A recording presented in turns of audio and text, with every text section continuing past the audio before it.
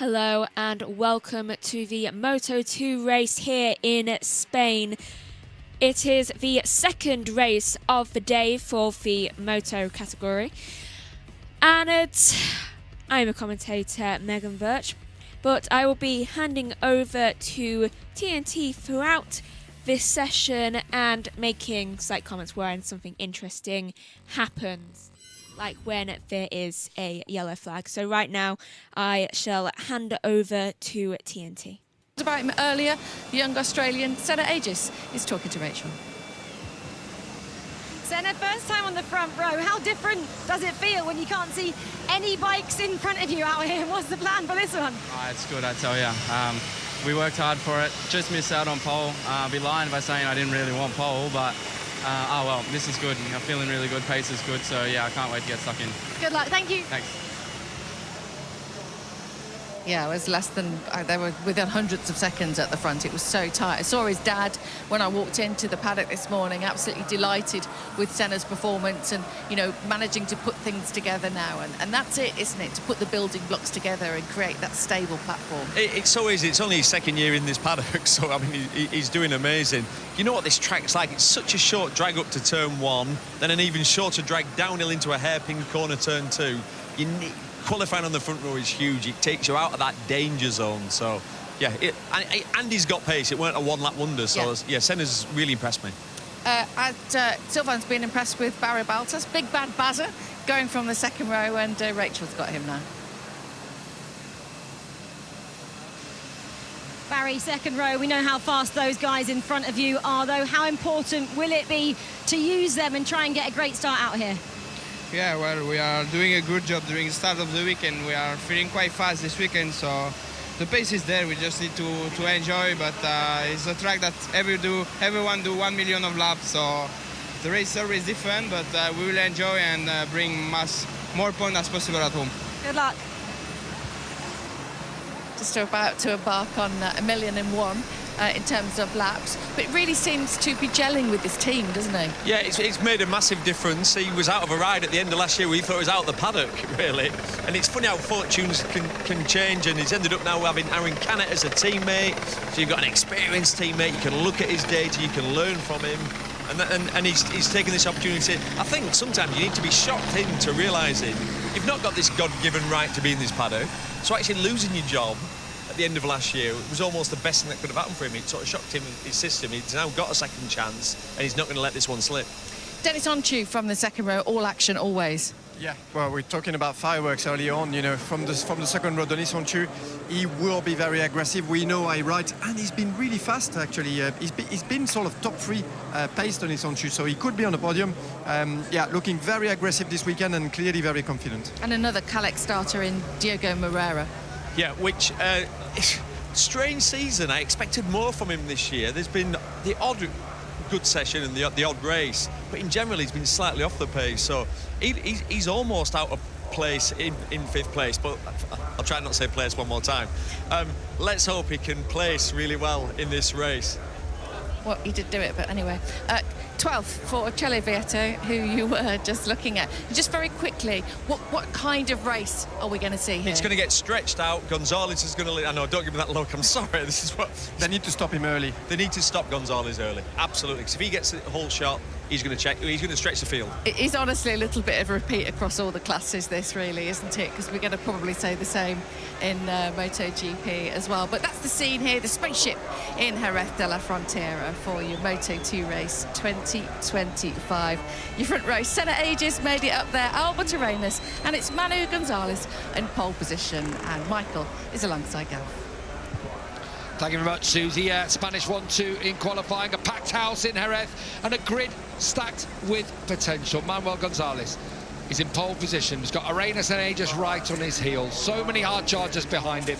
Moto2 ready to kick off.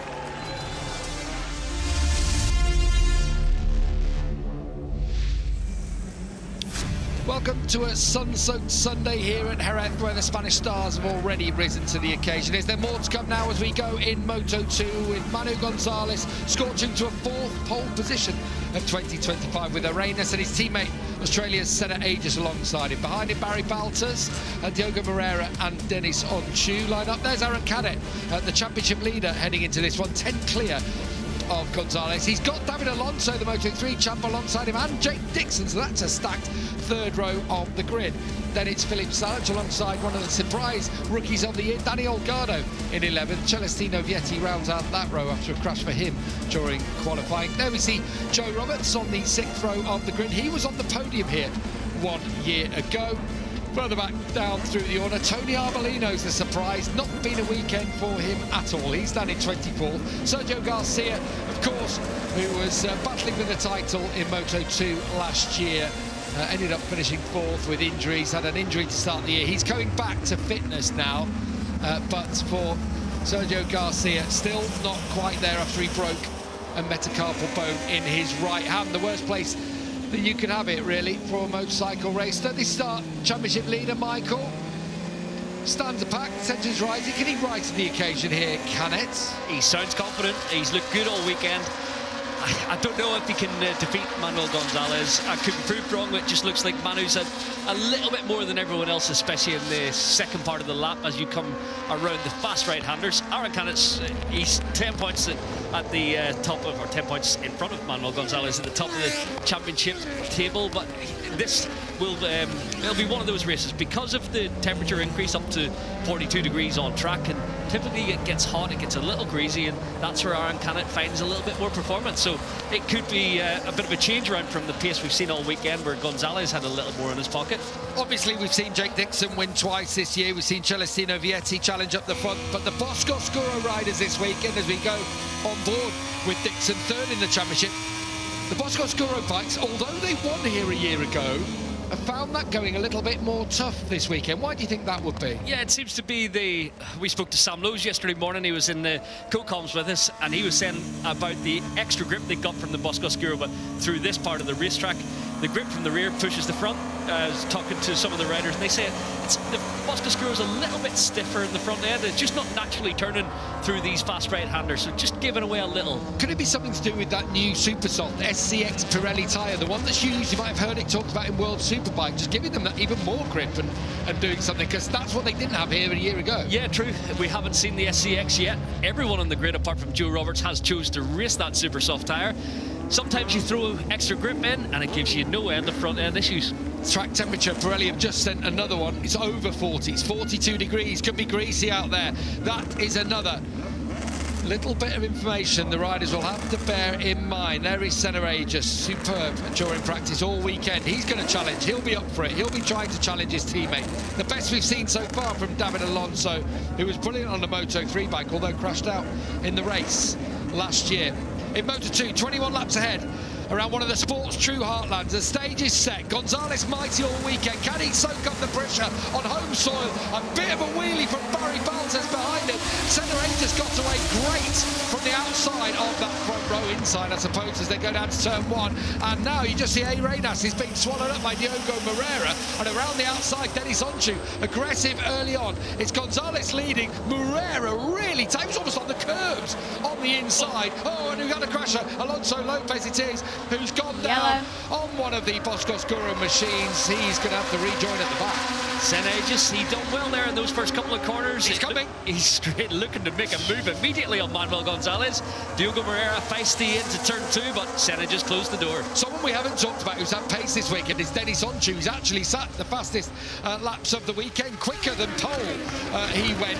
So just keep an eye on the number 53 right on the curbs on the outside. That's brave from the Turk, and he's going to get a little nudge on the inside. Albert Arenas doing exactly the right thing, but don't worry, don't worry, Dennis fancying it, didn't he, on the inside, but he had to roll out. Yeah, turn 7 on the outside. You're leaving yourself open for a contact, but Andrew did think better of it at this point in the race. Moreira making a move into the braking zone in turn 6 up the inside of St. Aegis. He's looking good here in these opening few sets of corners. Solid start for Jake Dixon as well. He's made it past David Alonso. He's up into 7th place. I think that's a really solid opener from him. He is the top of the Bosco-Scuro bikes. So it's Gonzalez leading as expected. He's so strong in this sector of the racetrack.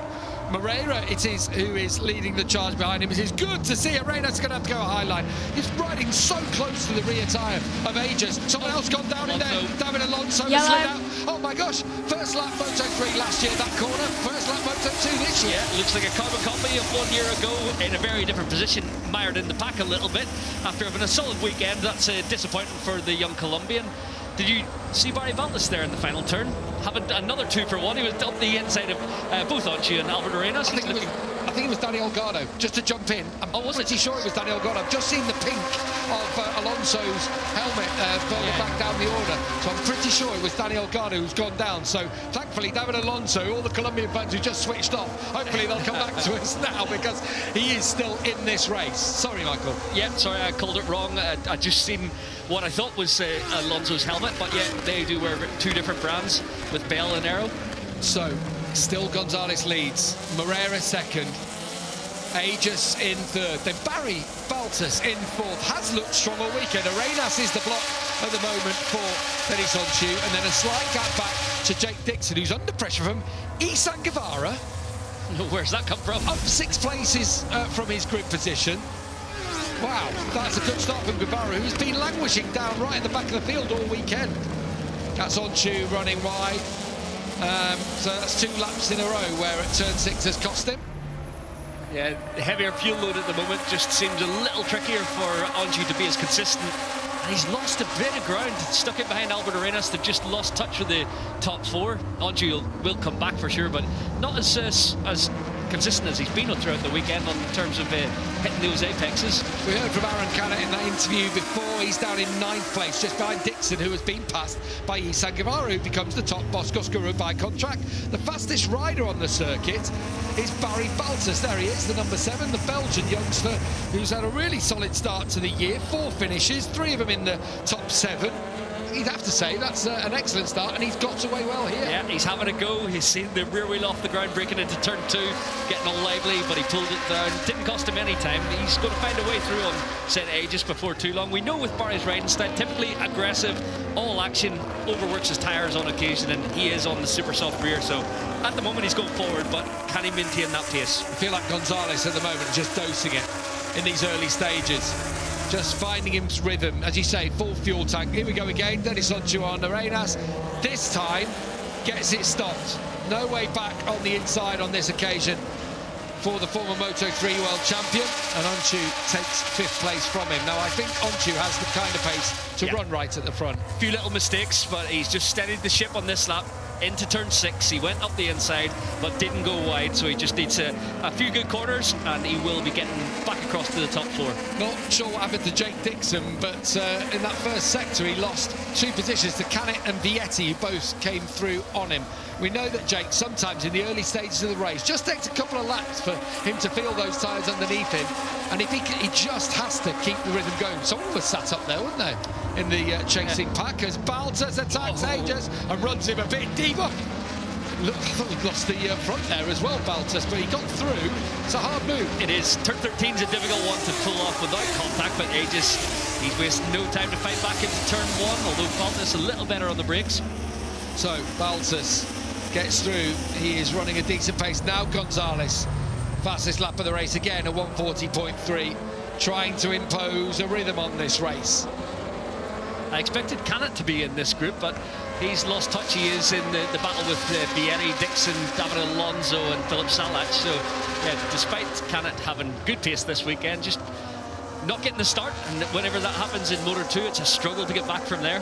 Yeah, just as we saw with Onchu trying to get past on the Arenas, you get blocked, don't you? And this is a narrow circuit. There's not that many opportunities to overtake. You have to get creative around here. There is Jake Dixon. Oh, that's a late one from David Alonso. Yeah, Jake won't like that one from his... Well, they are good pals, aren't they, David and he? But I don't think Jake will be thanking his Colombian mate for that one. No, shared a pit box last year and got on really well. Oh, this is a good move from Canet. Not easy to pull off there on Izan Guevara, but fairly clean. In towards the stadium section, and now Philip Salac is on the back of Dixon's bike. We heard on the grid that they were trying something on the sighting lap.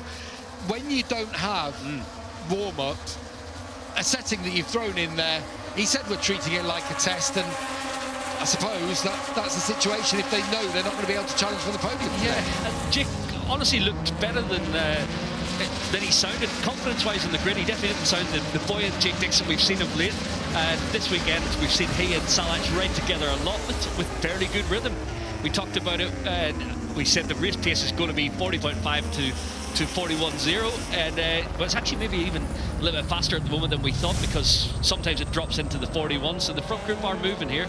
Oh, this was the first lap incident between Alonso and teammate Danny Holgado.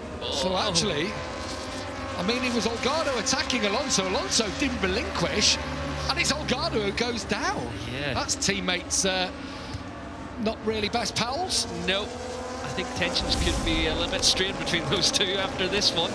Yeah, David was Alonso a little bit aggressive, closing the door from the outside, and that was an awkward impact into the ground for Holgado as well.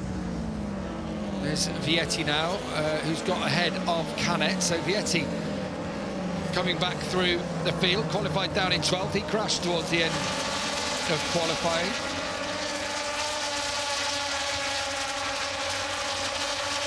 At the front, Manuel Gonzalez. The problem is they haven't been able to show him a wheel, and I'm slightly ominously worried that they won't be able to. The gap is just going up a couple of hundredths here, a couple of hundredths there. Moreira's doing everything he can. He's always gone well around here, Diogo Moreira. There he is, the Brazilian. But unfortunately, hasn't got the pace to match Gonzalez. The people I thought were the pace, Baltas was one of them, Onshu another one. Yep. Canet was another one. And obviously, Senna Aegis is the one I thought Yellow might be flag. right up there. But what we have seen with Senna is letting the race come to you. Yeah, I didn't see the closest challenger in the early going in this race being Moreira, Sector but he's up his game today. I think Senna he'll dose it out, manage it quite well. One of them's Guevara Alonso, have gone and down. it's It looks the other like one. Chloe Sanguevara and David Alonso. We've already seen Alonso in one scrap with his teammate. Now it looks like he and former Aspar rider himself, Guevara, have gone out at the final corner. That's a shame. Obviously, Izan Guevara having a better race than we've seen for him so far in Blue Crew Pramac colours, but he's lost his visor. It looks a bit dazed. It looks like a big one. He's helped away by the medical staff. Let's have a look. It's Alonso on the inside. Wah. Face planted. This could be a big one for Guevara as well. Oh. Do you know what? Oh. Thankfully there, in one way, for Guevara, it was a high side, but also not thrown completely miles up and over the top, was it? It was, it's going to be sore because he'll land on the bike. Yeah. Alonso to be fair, is Alonso's the one I'm worried about, the way he did to collect the rear wheel with his face. Not good at all, but that's why he was dazed. And yeah, these helmets do their job, but that was a tough impact for him. Seems to be okay then. Out front, Manuel Gonzalez has opened the gap to Moreira to over 1 second. So Gonzalez starting to check out, looking for a second win of the season. Did a similar kind of race at Thailand, didn't he? Got to the front, had Vietti and Aegis for company. They scrapped. Gonzalez could cruise to the line. Yeah, he's had 3 podiums already, but the stylish win at the opening round in Thailand, we haven't quite seen him emulate that type of form, but today he's shown it once again. Just such control out front. Like we've seen in Moto3, the boys did call it before, Sylvain and Neil expected this, and it is another metronomic pace so far, 40.3 to 40.5 for Manu Gonzalez, just making it hard for the chase pack. On the previous lap, Jake Dixon did a personal best lap. He's just done another personal best. Unfortunately, it's nearly 9/10 down on Gonzalez. Yeah, honestly, I didn't see the margin being as big as that. From what we'd seen throughout the weekend, Jake looked like he could run in the 40-second bracket relatively comfortably yesterday morning, but not quite working in now. Yeah, the top 5 on qualifying were within a 10. You know, there was at one point I was looking, I think it was when Sam was in here with yourself and Steve Day, as Baltas goes through now. It's going to be Baltas leading the charge to chase down Manuel Gonzalez, revitalised Baltas this year. But there was a point, I was sat next to Sam, and we looked at the screen, and down to 19th, there was 0.3, or it was less than 0.4, 0.393, covering 18 riders, and you're thinking, this is absolutely ridiculous. How are you supposed to make any gap? But then Gonzalez just looked that much quicker in certain aspects of the racetrack, particularly the fast right-handers. Yeah, this part, watch him tip in off the curbs, little twitch from the rear, uses a decent amount of engine braking to get in there on the front brake, but it's how he steers through the middle, then gets onto the rear tyre, picks up the throttle, bit of rear wheel steer. He just looks so at one with the machine through there. How will the SCX tyre, this super soft tyre that was originally planned as a qualifier effectively, or a raceable qualifier tyre, wasn't it, for World Superbike, but it's raced a lot now in World Supers. So how will that fare as the race goes on a greasy track like this? Yeah, with Pirelli, when the track gets a little bit hotter, as it has done today, up to 42 degrees, typically you want softer compound rubber, and it works a little better, holds its... it will drop. You get 2-3 laps of really good performance, then it drops a bit and then holds its performance pretty much to the end. So the riders knew that it would have to be, I think you have to be considerate of it in the early laps, but it will go the distance as long as you don't abuse it too much. Converging lines there from Baltas and Moreira as they come through Cito Pons corner down towards the hard-braking Dani Pedrosa corner. Baltas was much quicker than Moreira on the previous lap, but he's not able to break away from the Brazilian, and the gap is opening up further to Gonzalez. He's having to defend his position rather than set about chasing down Gonzalez. Yeah, this is nice from Baltas. We've seen some good performances from him of late, but it's over a year since the opening round of Qatar last season where we've seen him in as lofty a position. But yeah, front twitch there, he's on the limit, isn't he? And rear twitching as he approaches turn 10. When isn't he? When isn't he on the limit, Barry Baltas? But yeah, there was a twitch then dropping into 9. I'm thinking, oh, he's going to go here. He likes it loose, and he's not shy with the throttle up the corner. He's an aggressive rider. But yeah, with a super soft rear tyre, with Barry's size and his natural riding style, he may be one that suffers in the last few laps in terms of grip. Yeah, you felt like, you know, when he was signed by Fantic, you thought, OK, he's been thrown a lifeline there, because there'd been the odd moment. He had his podium, of course, in Qatar at the start of last year, and you're thinking, OK, Barry's a decent rider. Is he going to challenge for a championship? Is he going to challenge for podiums? I'm not sure, but he says in Fantic, the way he described it, and he's been with the RW racing team for quite a while, but he just said it felt like that next step up, and everything's being done professionally. He says he worked with Canet, sees how everything's working for him as well, and it's working, isn't it? He's transformed. Yeah, we heard from Robbie Locatelli before, team manager down there. They run a slick operation, and got to say, full credit to the team. I wouldn't have seen Barry with these type of performances based on what we've seen last year at RW Racing, but he stepped it up, and he's delivering every weekend. He's been consistent from pre-season testing. As soon as he's jumped into the Fantic colours, it's worked for him, whether it is just base setting or the way of working inside the team, because the material's more or less the same as what he had at RW Racing. But yeah, he had a tough time last year. Home life and everything, a few issues, lost his mother, and yeah, it was a tough time, but he's bounced back and found a real home at Fantic Racing, and it's nice to see. He's one of the good guys in the paddock. Senna Aegis is just starting to turn up the wick. He, Onshu and Arenas are quicker than both Baltas and Moreira. In fact, their pace is quicker than Gonzalez out front. Dixon and Salach also with personal best laps, but it's Aegis I think we need to be looking at here, Michael. Yeah, Senna's something the Andy. He did sound confident when I spoke to him over the weekend. Bike's working, he knew what he could deliver here today. I think Senna always lets the race come to him a little bit. The two in front typically, well, historically I want to say, they do sometimes lose a little bit of pace in the latter laps, so maybe this could be an opportunity for Senna to stand back in the box.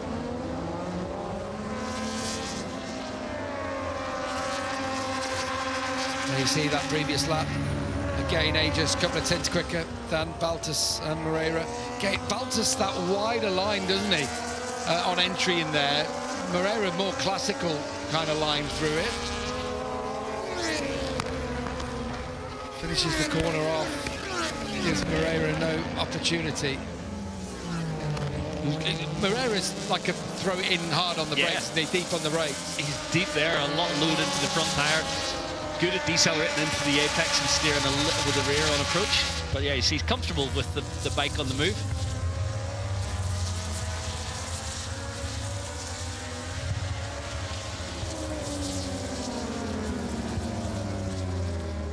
Belgium's Barry Baltus in second, Brazil's Diogo Moreira in third, Australia's Senna Aegis in fourth, Turkey's Deniz Oncu in fifth. It's good to see a few other nationalities up and in the mix at the front, isn't it? There's Italy's Celestino Vietti from the Valencian-based and born Aaron Canet.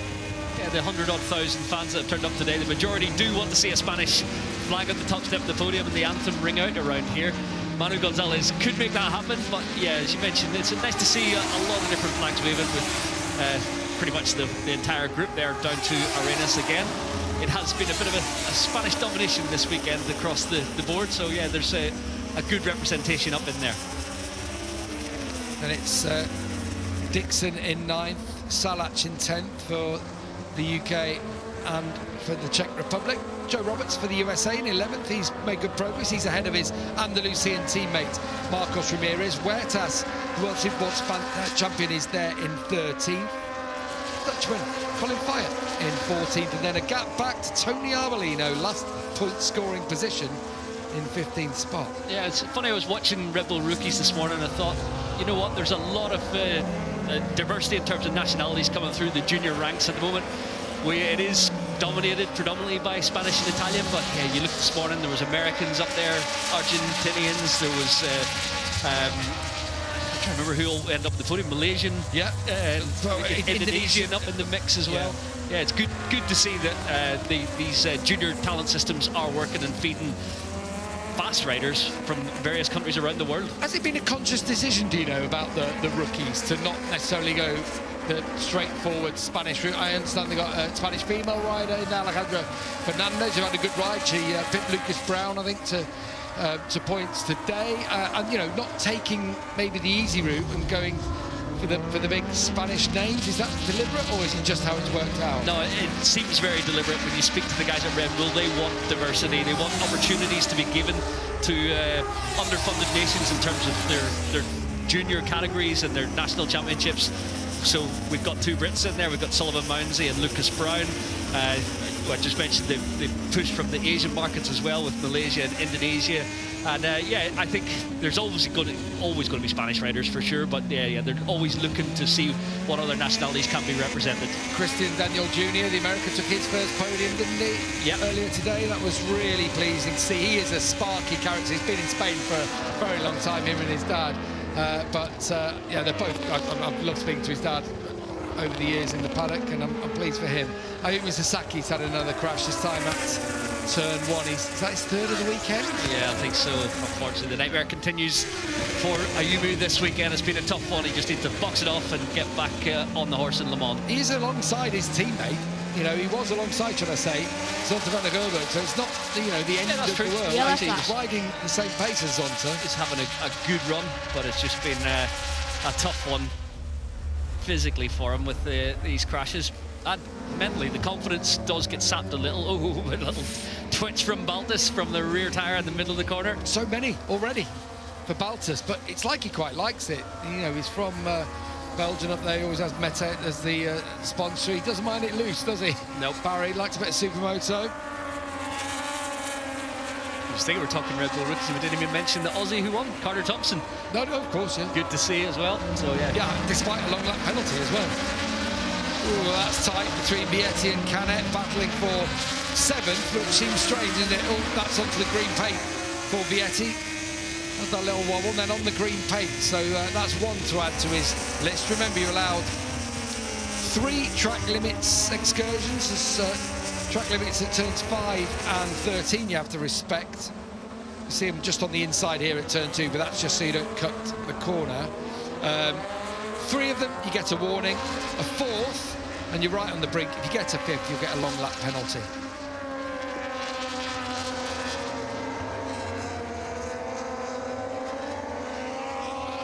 Championship leader Aaron Canet. We talk about the tough days. Obviously, down in 8th is not where Aaron Canet would have expected to be, but it's important to gain solid points. Likewise, Jake Dixon in 9th. They haven't got set up to battle with Gonzalez, with Baltus here this weekend. It is strange. I find it odd that Baltus is in there in 2nd place and Canet, the team leader and championship leader currently. Will he still be? He won't be championship leader at the end of the day if he finishes in this position. But yeah, it's still important to box off the points, but just not quite worked for him. Into the stadium section for Aaron Canet. Just perhaps losing touch with Vietti in front of him. It was a good ride from Vietti. He is the top Bosco Scura bike in the running. Yeah, Vietti's always solid, isn't he? He's come forward throughout the weekend, improved session on session, and had a little tip off, but yeah, solid race for him here.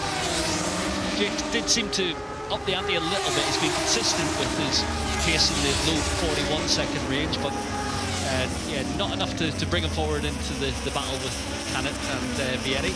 Well, it's like Dixon and Salach.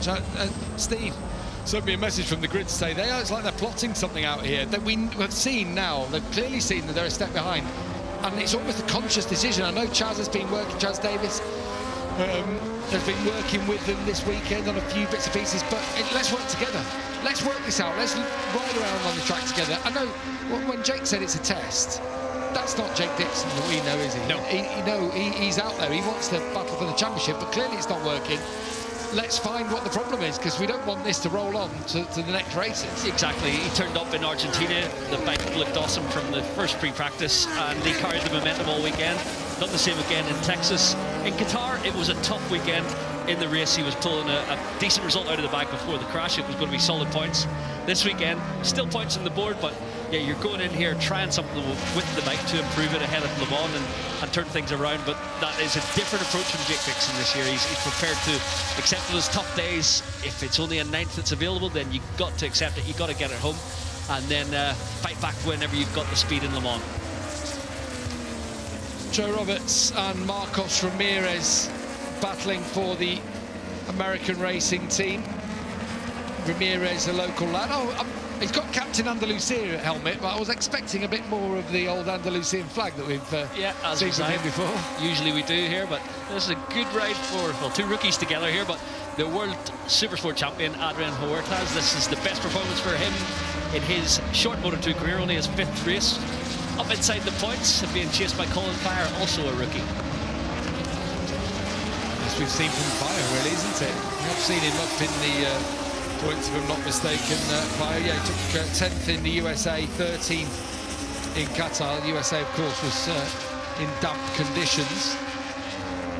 Good to see the progress being made.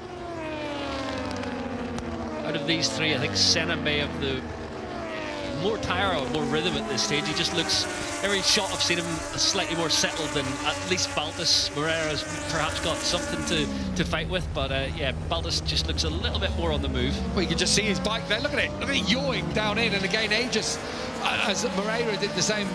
This is the problem, though, isn't it? While they're having the problems, then it's just blocking Aegis in any path. So, talk to us now. What's Senna got to do from this position in 4th? He looks like he's got more pace. Yeah, he's got to find a way through. It's not as critical here in Moto2 as perhaps in MotoGP, where it's difficult to follow the bike in front. Your tyre pressure won't be growing it too much. It won't overheat, so you've still got grip. But he's almost in striking distance here of Moreira. It's got to be a pass maybe into the last corner, down into turn 6. But yeah, you've got to do it clean at this stage. Contact is not what you want, because then you lose even more time and it lets Baltus get away. So he'll have to calculate it, figure it out, and then decide where to pounce. Every time Moreira closes up on the brakes, Baltus has the exit speed. It's like he's rolling through the middle of the corners that bit quicker. That surprised me, because Baltus is normally the one getting the bike sideways, but Moreira even more so. Yeah, you can see the accordion effect from the overhead shots. Senna coming in on the brakes, but then the likes of Baltus, because he gets it picked up a bit earlier and then fires it off the turn, it stretches back out. A little bit of pumping from Moreira mid-corner there through and out of turn 1. A reminder, Manuel Gonzalez, top left of your screens.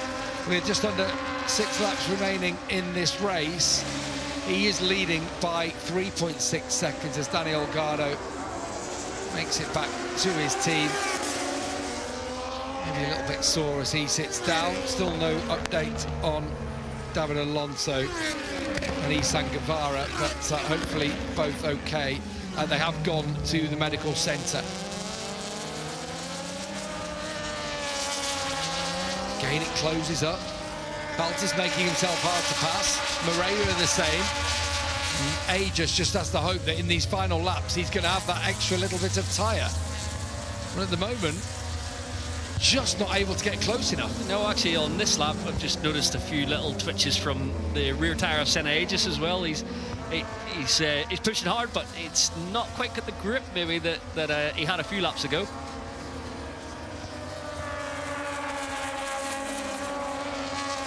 Senna, of course, rode in the European Moto2 series, which is based here in Spain, but he said, when I saw him on this weekend, he doesn't have the depth of knowledge of Jerez. He didn't come through the Moto3 system in quite the same way. He stepped into Moto2, so he's not one of these who have born and grown up on this. Like, even though Manuel Gonzalez went the World Super bike route, World Super Sport route originally, will have come through the Spanish system and been here. Yeah, true. In his younger years, Manuel Gonzalez would have been riding in parallel with a lot of his peers, whereas yeah, I think Senna, he's moved to Andorra, spent a lot of time in the junior ranks over the last few years, but not quite as intimately, well, in terms of the number of laps these riders would have put in at Jerez over the years.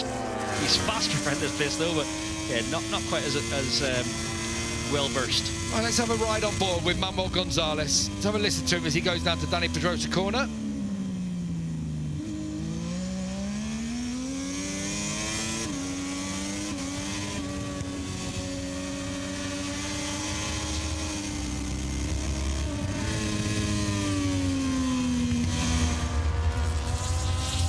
Make it sing there, just short shifting up the box out of 6 into 7, so smooth, and back shifting into 8, which is a surprise. Not many back shift into 8. Normally you roll through there in the same gear that you enter it. Senna's starting to look a bit racy here now, isn't he? Right in behind. Moreira's decided, right, I'm going to have to start making moves here if I want to take second place on the podium. I did love that on board with Gonzalez, of how smooth he sounded. Yeah. Just sounded like a little Sunday ride out for him. Yeah, it's awesome to watch someone make things look easy, and that's what Manu's doing right now. He did very similar in Thailand, so he said, boy, it wasn't as easy as it looked. He is working hard out there to be as silky smooth as he has been all day. Feels like Moreira there, just seen him last couple of times, diving a bit more towards the apex, trying to make himself wide, trying to stop Aegis having a path through. Gets close through turn 1. Oh, and again, pumping from Moreira as he puts the power to the ground. I thought Barry was maybe struggling for grip, but he has been loose all race long. With those few little moments, it's not hampered him in the slightest. Still lapping 41.5, a couple of tenths faster than Gonzalez at the head of the field, although you imagine Manuel's just watching his pit board and rolling it back a little bit over these last 4 laps. He rides loose, doesn't he, Barry? That is his sort of natural style. Yeah, aggressive, hard on the brakes, uses his stature, forces the bike. I thought Senna was maybe going to move to the inside there and have an attack on the brakes. Well, I wonder if he's trying to make Moreira outbrake himself and find a little way through, because he is watching Moreira getting later and later on the brakes into a lot of these hard braking zones. Trying to carry the roll, wasn't he, through turn 5, unable to find a path through.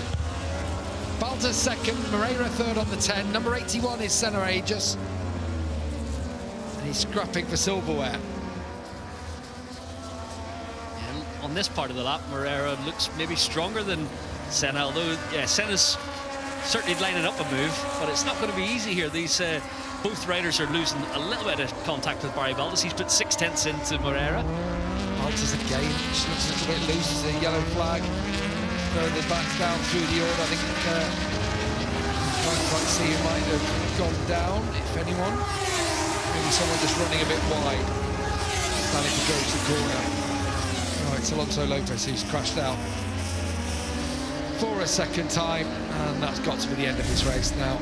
Yeah, I was watching his lap times, although he's just out there as a more or less a test session, but he's been quite fast, just a bit offline. Front tyre rolls under. Second crash of the race for Alonso Lopez. His season hasn't quite kick-started yet, other than, what was it, a podium in Texas. Here we go then. Senna Aegis going to have an inside line. This one's going to be tight as they come out of Cito Pond's corner. How close do you like it? Diogo Moreira trying to force Senna onto the grass. That is brave from the Australian. It's brave and it's brilliant, Michael. Yeah, first class. I'll tell you what, he wasn't going to be intimidated in the slightest. He set it up so well out of 5. Right in the inside curb. He was millimetres apart all the way down the straight and millimetres off the grass. Neil and Silvan alongside his eyes on stalks watching that one. That was nerve-wracking stuff. Now, this is the part of the racetrack that Moreira has been strong on. Can Aegis just keep the Brazilian behind him now? Good move to get up into 3rd. Has he got anything to have a go at Baltus in the last couple of laps? Just over 2 to go now, and Aegis into the podium positions. I'm not sure if Baltus isn't slowing any. Last lap around 41.5. Let's see when he crosses the line this time. There's going to be about 6-7 tenths gap between the two. Again, you see hard on the brakes. That's where Moreira's strong. Late braking. And he has to stick in now behind Aegis and find a way back past the Australian. At the front, still Gonzalez ploughing a lone furrow out there, 41.6. The gap between Aegis and Baltus was 1.2 across the line. The problem that Senna's got here is he's got that pesky fly of Diogo Moreira behind him, hasn't he? Yeah, he's got to defend.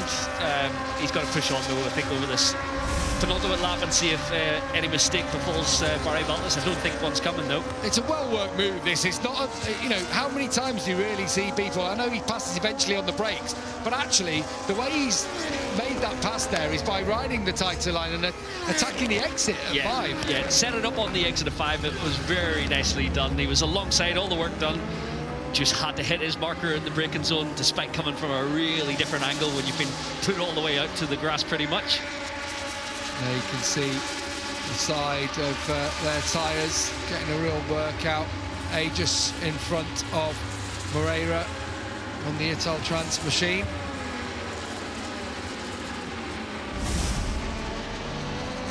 Oh, a twitch from Aegis as he went into the stadium. Hangs on, and again another twitch out high up on the curbs. Is the way back for Moreira. Final corner. That's surely where Moreira will fancy it now, and he's carrying the speed, isn't he? He's surely going to have a go, the Brazilian. Yeah, whether it's he is going through. I thought he might leave it for the last lap. Oh, it's a proper block past park, isn't it? In the middle of the corner. And now watch Senna. Oh, I thought he was going to edge him to the edge of the racetrack there. He does stay in there. He does well, actually, to even stay in it, Senna Aegis, but he just knew it was coming. Yeah, mild-mannered Senna. Oh! Then he's on to back at Albert Arenas, does the same kind of thing. Proper block passes. Moreira was attacking in turn 2, just in front. Moreira had attacked, but I think he had to give up position because on the switchback, it was the inside line for Senna Aegis.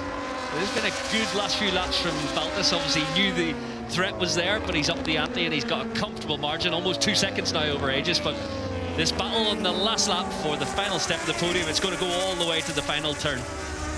Well, that would be Barry Baltus' first podium since he took the podium in Qatar in the opening round of last year, but it comes off the back of 6th in Qatar, 7th in the USA, 6th in Thailand. Definitely things are looking up for the Belgian. It seems as though Aegis has finally been able to break Moreira. He probably won't know. And Moreira has got a little bit of a gap in front of him to close him down. But there's no doubt about the dominant force today. And he even lifts his leg to celebrate with the crowd. Yeah, a little signal to his fans out there in the grandstands. I was actually out there this morning. Marcos Ramirez was out running around the service road and the fans are going nuts for him. They support all the Spanish riders, but Manuel taking the victory here in style in front of the home crowd. This will go down well.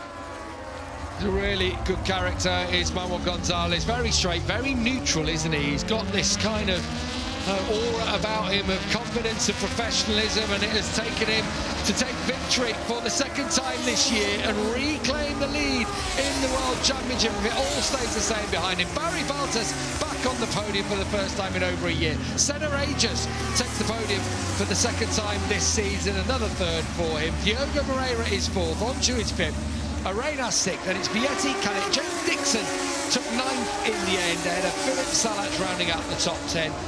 Joe Roberts takes 11th place from Ramirez, Huertas, qualifier, and Tony Arbolino rounds out the point scoring positions. But a great day again for the Intact GP team. Yeah, another double podium for their duo. And yeah, good performance from Aegis, but unreal performance from Manuel Gonzalez. We expected he had the pace to do this, but yeah, it was another dominant display. More Spanish success here in Jerez. Manuel Gonzalez dominates to take victory in Moto2. We'll have all the celebrations and the reactions when we come back from the break. Right, well, that was Moto2, with obviously Gonzalez winning, and then Bottas coming in second, and I guess coming in third. Right, just checking when MotoGP will be on. MotoGP we will be live around 12:50 to 12:55, so in about an hour's time for the MotoGP Spanish Grand Prix. Please go over to this channel for the races on there, or over onto JB Motorsports 1, where I believe the touring cars is currently on, which Joshua Birch is at Donington for the opening round of the season. Thank you for watching. Please join us again later on either channel. Thank you. Goodbye.